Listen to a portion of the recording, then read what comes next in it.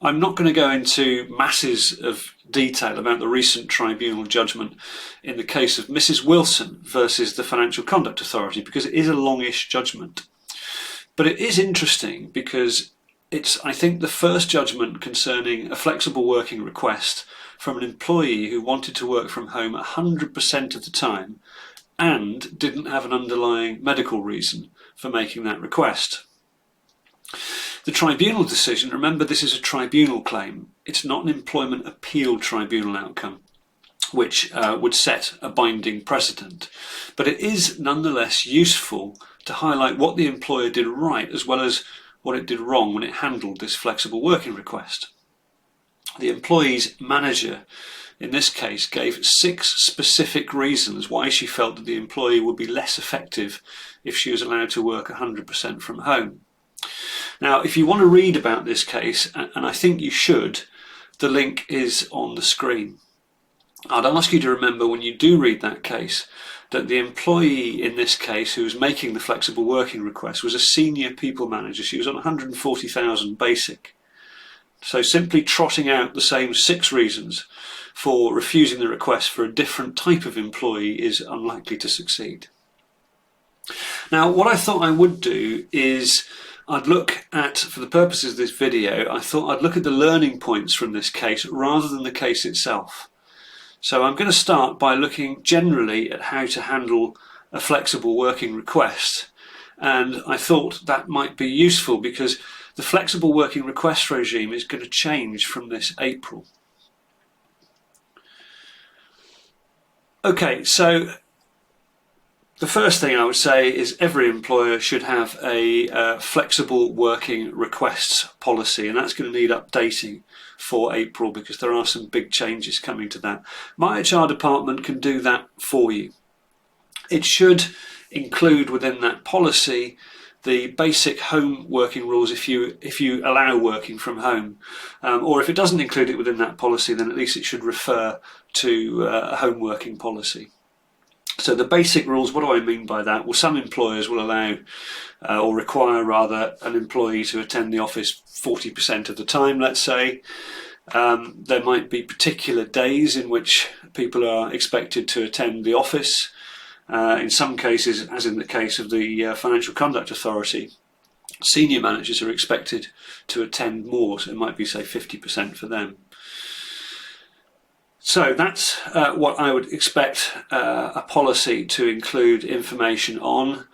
And what will we do then if we actually receive a flexible working request? So I'm going to focus on that from beyond April 2024 because we've only got a couple of months left before we hit that point. So I thought we might as well be right up to the minute and in fact slightly ahead of ourselves. So from April 2024, the flexible working request regime is changing.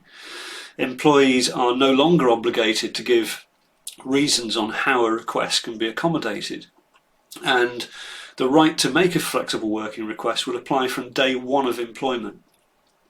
Currently it needs 6 months service.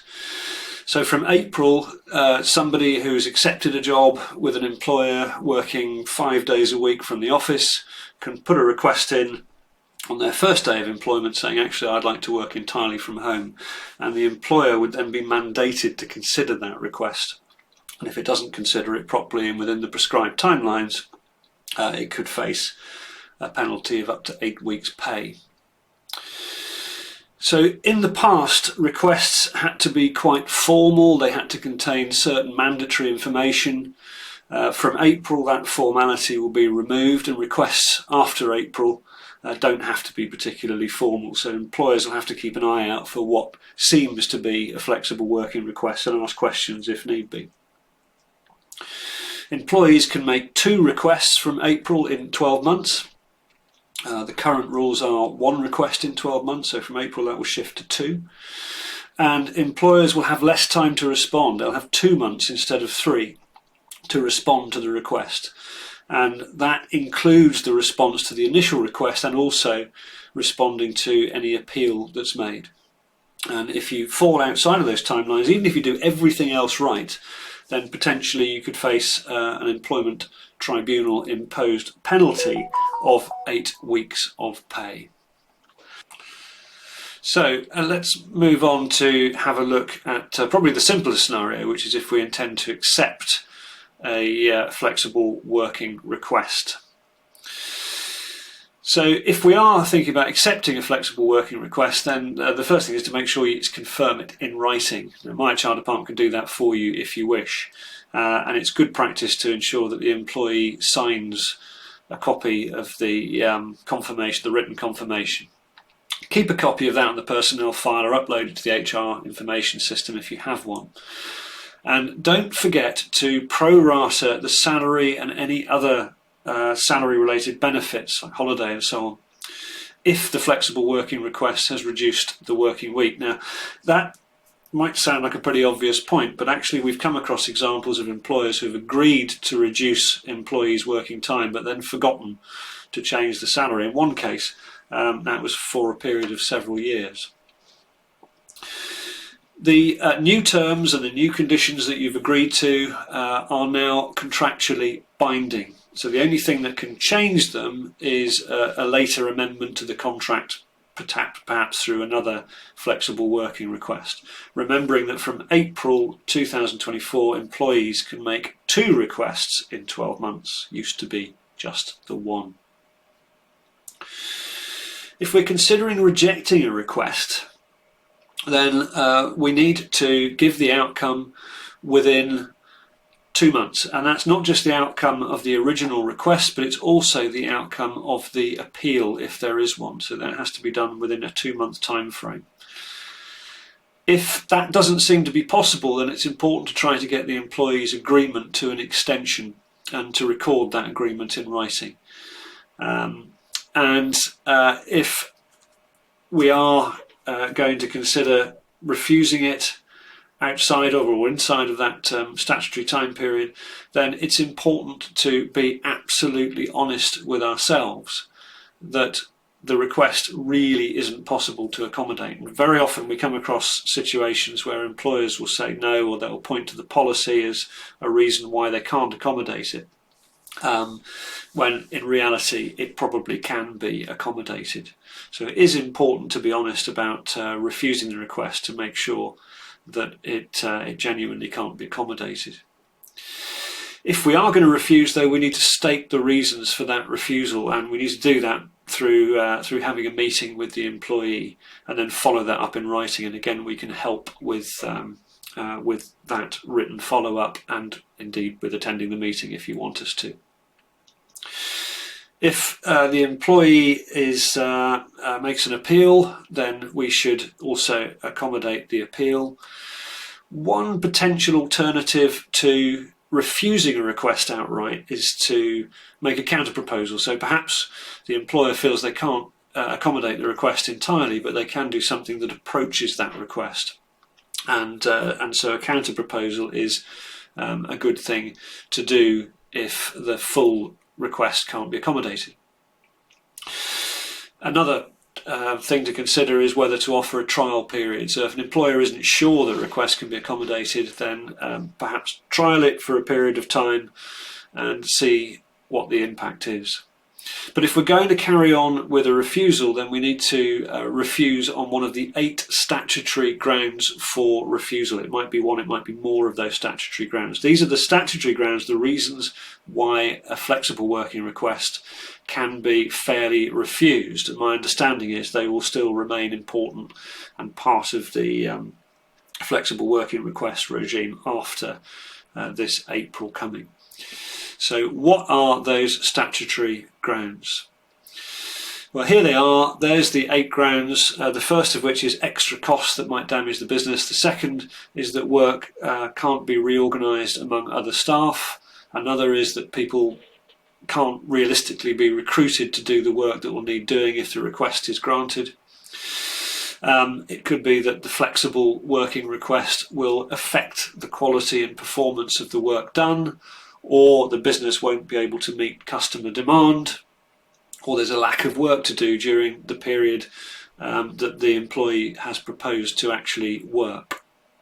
And the last reason is that the business is planning changes to the workforce that would make it impractical to accommodate that request.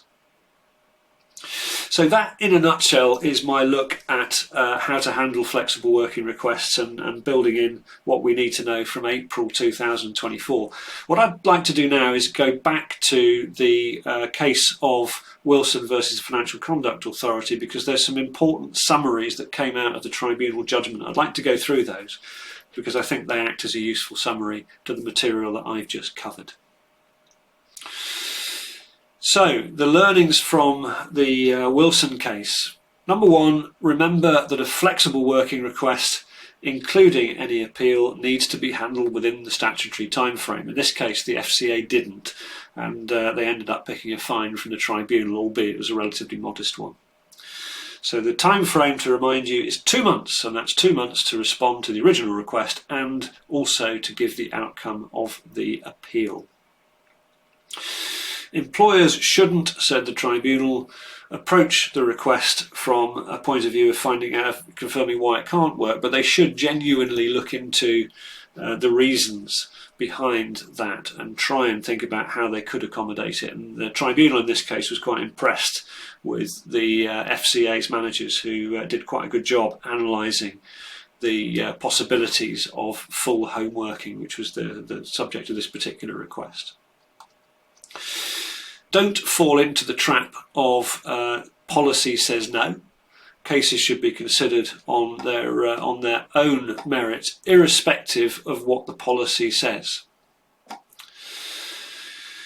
And seniority, said the tribunal, can be a relevant factor in these cases, and this case gives some useful guidance on the types of reasons that the tribunal might consider relevant. The FCA manager in this case gave 6 specific reasons why she felt that flexible working would be less effective, or sorry, that 100% home working would be less effective. And as long as they're true, of course, then those reasons can be used as future benchmarks. Important point, I think, here is many employers will have employees who are home working now and performance is okay. That doesn't necessarily influence whether 100% home working should be possible moving forward. So in this case, the tribunal concluded that just because the employee was working effectively from home at the time she made the request doesn't mean that improvements can't be made again over and above by an element of office working. Always consider health issues that are presented as part of a reason for an employee making a flexible working request. That in itself is usually enough to require employees to vary their policy on the matter. And if there are genuine concerns about the viability of a request to work, in this case 100% from home, consider making a counter proposal, which is something that the employer did in this case. If a counter proposal might involve a smaller percentage of office attendance than the policy allows, it might not go the whole way towards what the employee wants. But if the employee refuses a counter proposal, then it will strengthen the employer's position in the eyes of any future tribunal case. If it looks like a flexible working request is going to take longer than the consideration time allowed, which I say again reduces to 2 months from April 2024, then seek an agreement with the employee for a longer time period and record that agreement in writing. So they were the main summary points from the Wilson case, which concluded just before Christmas this year. My HR department can provide support for all these things. We can create the policies, we can create the handbook, we can create contractual clauses. In fact, we can write whole contracts, and usually do, for our clients. We can write request-related letters. We can sense check refusals if you want to refuse a flexible working request. We can write trial period agreements. It is important to do that. If you have a trial period, we need to know how long it is, when it ends, what happens after it ends, and what success looks like. We can write counter proposals for you. We can advise and we can guide managers. We can do all of these things. So if you're thinking of outsourcing your HR or employment or indeed your payroll requirements, then why not contact us? Call us on 01628 820 515 to discuss your requirements, or contact us via our website and we will call you back. And if you want to stay in touch with what's happening in the world of employment law and HR and payroll, then do please follow us on LinkedIn. Thank you very much for watching this video.